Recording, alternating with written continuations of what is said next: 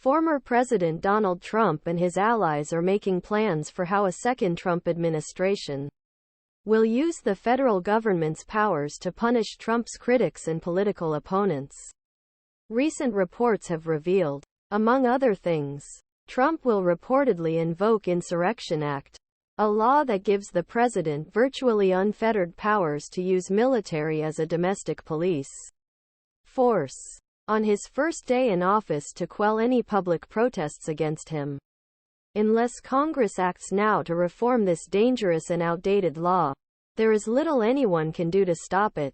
Federal military forces are generally prohibited from enforcing civilian laws due to the Posse Comitatus Act. This ban reflects a tradition in American law and political thought that an inward-looking military is seen as an inherent threat to democracy and individual freedom.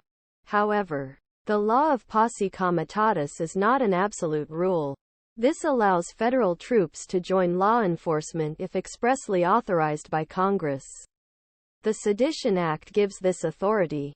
The intent behind law is allow the president use military assist authorities overwhelmed by an insurrection, riot, other civil unrest. Enforce rights laws when state-local governments cannot.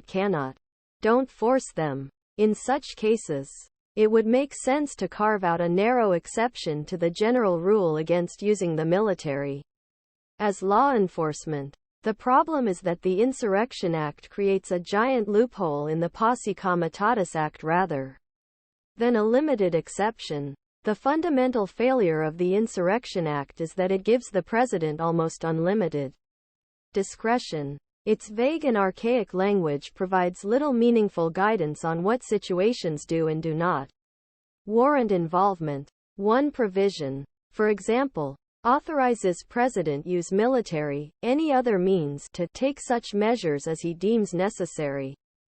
Suppress any illegal association conspiracy that opposes obstructs execution of law. It harms United States obstructs course of justice under these laws. Read literally. This would allow the president deploy Marines to arrest and detain 2 men suspected of conspiring. Intimidate a witness in a federal trial. For example, further complicating issue. Supreme Court ruled in 1827 that president alone should decide whether invoking Insurrection Act was justified. Courts cannot review or second-guess that decision. As for Congress, if it disapproves of a president's use of the law, its only recourse is to pass a law ending the deployment.